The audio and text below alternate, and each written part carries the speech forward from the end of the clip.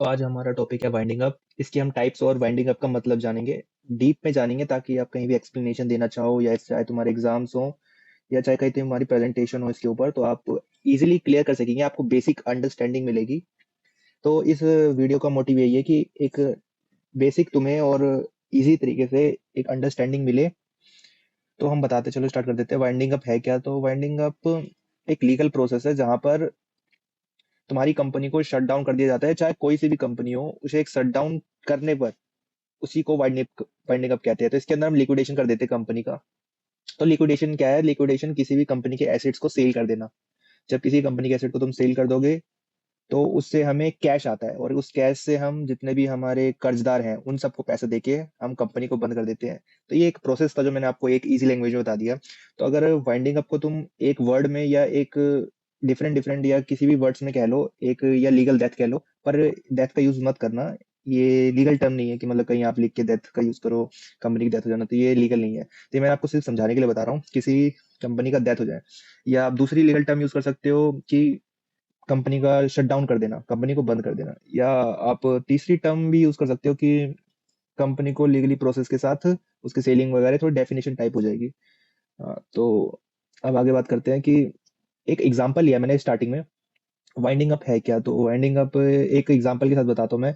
Running a business like a driving a car, sometime the right is smooth, sometime accident happen. After a big accident, either the car is repaired or it goes to the scrapyard. Business work in same way. If a company can't be repaired or retrieved, then it goes to process called winding up. तो इस definition का मतलब ये है कि किसी भी company को रन, या जैसे कि कंपनी, यहाँ पे हमने कार का एग्जांपल लिया, कंपनी को हमने एज अ कार समझा है और बात करी कि अगर कार किसी रोड पे जा रही है, एकदम स्मूथ तरीके से जा रही है एंड उसके साथ कुछ एक्सीडेंट वगैरह हो जाता है, चाहे कोई ट्रक वगैरह आके तोड़ ओड़ दे या ठोक दे, तो उसके बाद आफ्टर एक बिग एक्सीडेंट हो जाता है एंड इधर अ कार रिपेयर। तो अब आपके पास दो सोल्यूशन बचते हैं कार एक्सीडेंट के बाद। चाहे आप अपनी कार को कहीं जाके रिपेयर करा दो, या अपनी कार को स्क्रैप यार्ड में दे दो, जहाँ पे कार को डिस्ट्रॉय कर देते हैं, एक खत्म कर देते हैं कार को। तो ये दो ऑप्शंस रहते हैं। तो कंपनी में भी सेम यही होता है, चाहे कंपनी को आप बंद कर दो या कहीं से फंड लेके आ जाओ ताकि कंपनी और आगे चल सके।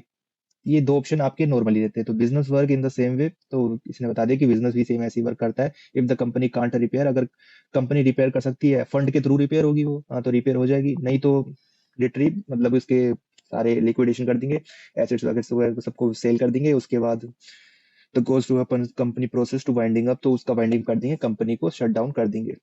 तो नीचे देखो मिडिल में तो मैंने आपको एक डेफिनेशन दे दिया है, वाइंडिंग अप की नॉर्मल डेफिनेशन है। Winding up is the legal process where the company stops its business, sells its assets, pay its debts, and then officially dissolved. तो इसमें बता दिया कि वाइंडिंग अप एक लीगल प्रोसेस है जहां पे कंपनी बंद हो जाती है। इट्स अ बिजनेस एंड इस सेल, उसका बिजनेस बंद हो जाता है। उसके बाद वो क्या करते हैं, सेल कर देते हैं अपने सारे एसेट्स को। वो ये लिक्विडेशन है, पर लिक्विडेशन को इन्होंने क्या करा है, डेफिनेशन को बड़ा करने के लिए यहाँ पे तोड़ दिए हैं। तो मैंने ये किया था, एक लिक्विडेशन को अगर हमें ज्यादा बताना है तो उन्हें कुछ पार्ट्स या सब पार्ट्स पर डिवाइड कर दो। तो लिक्विडेशन को देखो यही आ गया, सेल्स इट्स एसेट्स, उसके एसेट को सेल कर देना, पे इट्स डेट्स, अपने जितने भी, जैसे कि एसेट सेल हो गया तो उसके बाद कैश आता है, उस कैश से पे कर दो अपने डेट्स को। And then the formally dissolve, तो डिसॉल्व भी, इस डिसॉल्व का मतलब यही है कि कंपनी को पूरी तरीके से खत्म कर देना, बंद कर देना। अब एक रियलिटी चेक क्या मिलता है यहाँ से कि think a company as a living person. जैसे कि सबको पता है कंपनी एक लिविंग ही है, लिविंग की तरह उसे ट्रीट करा जाता है, उसके लीगल प्रोसेस है, उसकी डेथ के भी एक लीगल सर्टिफिकेट बनता है, एकदम इंसान की तरह उसे ट्रीट करा जाता है। तो एक लीगल पर्सन ही है कंपनी। बस ऐसा थिंक करो कि एक लीगल कंपनी है। व्हेन अ पर्सन डाई, कोई इंसान मर जाता है, this is the property is divided among this family, among his family. तो क्या होता है कि जब कोई पर्सन मर जाता है तो उसकी जो जितनी भी प्रॉपर्टी होती है उसकी फैमिली में डिस्ट्रीब्यूट कर दी जाती है। Similarly, when the company winds up, its assets are divided among the creditor, bank superior and shareholder owners. तो इसने भी वही बता दिया कि आगे जैसे कि लोगों के बीच में उसके मरने पर जो जितना भी कैश है या जो भी प्रॉपर्टी है सबको फैमिली में बांट देते हैं, तो कंपनी में भी वैसी है। वाइंडिंग अप में क्या होता है कि बस किसी के कारण की जाती है वाइंडिंग अप, रीजन होता है उनके पास वाइंडिंग अप करने का, तो वो भी एक लीगल डेथ की तरह ट्रीट कर लो उसे। उसके बाद जितने भी एसिड होते हैं कंपनी के पास, उसके क्रेडिटर्स को हम डिवाइड कर देते हैं, पैसे दे देते हैं, बैंक सप्लायर जहाँ से भी लोन वगैरह लिखा है, या उसके शेयर होल्डर्स होंगे बाकी रिमेनिंग, उनको पे कर देते हैं। तो ऐसे करके हम वाइंडिंग अप हो जाती है। अब नेक्स्ट स्लाइड में चलते हैं, rewinding up and voluntary winding up. तो जैसे कि ये देखो मोड्स ऑफ वाइंडिंग अप, ये तो दो है, जैसे कि compulsory winding up by tribunal और voluntary winding up in initial by resolution of the company by general meeting.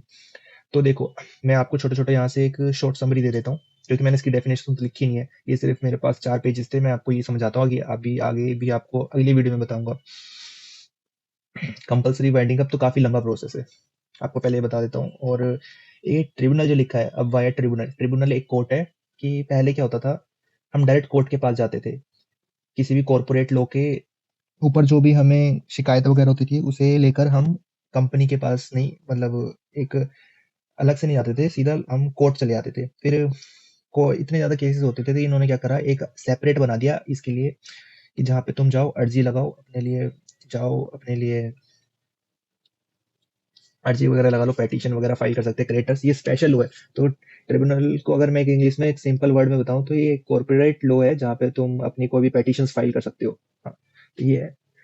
और वॉलेंट्री वाइंडिंग अप में क्या है, initially by resolution of company, तो ये वाइंडिंग वॉलेंट्री में क्या है कि जब कंपनी खुद चाहती है ना बंद हो जाए, तो वॉलेंट्री वाइंडिंग अप आता है। तो कंपनी यहाँ पे खुद कहेगी हमारी कंपनी बंद कर दो, क्योंकि उन्हें भी पता है कि हमारी कंपनी चलेगी और ज्यादा किया तो उल्टा वो नुकसान और डेट के अंदर फंस जाएगी, और वो जो कर्जा है वो भी नहीं दे पाएगी। तो कंपनी यहाँ पे वाइंड कर देती है। और कैसे करती है वो, जर्नल मीटिंग के अंदर जनरल मीटिंग रखती है, सबको बुलाती है, शॉर्ट नोट्स देती है, 21 डेज से पहले एक नोट देगी सबको, डायरेक्टर्स को देगी सब, और जो भी तुम्हारे क्रेडिटर्स होंगे अगर उन्हें चाहिए, वो ऑप्शनल होता है क्रेडिटर्स को रखना है कि नहीं। तो जनरल मीटिंग बुला देते हैं क्रेडिटर्स, अगर वो सब क्रेडिटर्स बुलाने हैं तो बुलाएंगे, नहीं बुलाने तो नहीं बुलाएंगे, क्योंकि एग्रीमेंट में सब लिखा होता है कि कितनी उन्हें प्रायोरिटीज देनी है कि नहीं। तो यहाँ पे देखो मेंबर्स ऑफ वॉलेंटरी का, मेंबर्स का मतलब है जो भी तुम्हारे शेयर होल्डर है कंपनी के, वो वाइंडिंग अप के लिए कह रहे हैं। और यहाँ क्रेडिटर्स में वो है जो तुम्हारे डेट्स है, वो डेटर्स कह रहे हैं कि कंपनी बंद कर दो, नहीं तो हमारा पैसा तुम दे नहीं पाओगे, हम चाहते हैं अभी बंद कर दो हो, नहीं तो हमारा डेट, हमारा कर्जा तो भी तुमने कर्जा ले रखा है, वो पैसा हमें वापस कर दो, रिटर्न करो। तो ये था वाइंडिंग अप के अंदर। और ये देखो जैसे मैंने वाइंडिंग अप सुपरविजन आपको बताया नहीं ना इसका, ये पहले के टाइम पे यूज होता था कि कम, जैसे कि कोर्ट वगैरह क्या करते थे, जब कंपनी बंद होने का आसार आता था तो उन्हें लगता था कि एक कोई एक सुपीरियर देते थे जो भी मैनेज कर सकता है, तो उसे एक तरह से वो भी कहते थे, क्या नाम है, अप्लीकी लेवल ऑफ लिक्विडेटर। तो उसे एक रिक्रूट करते थे, एक तरह से एजेंट ही होता था, जो गवर्नमेंट की तरफ से दिया जाता था या किसी कोर्ट की तरफ से दिया भेजा जाता था उसे। तो वो विजन करता था, पूरी कंपनी को देखता था कि इसमें क्या क्या डॉक्यूमेंट्स वगैरह रेडी करता था, और देखता था कि कोई मिसबिहेव या मिसकंडक्ट तो नहीं हो रहा है, इन चीज़ों को मैनेज करता था।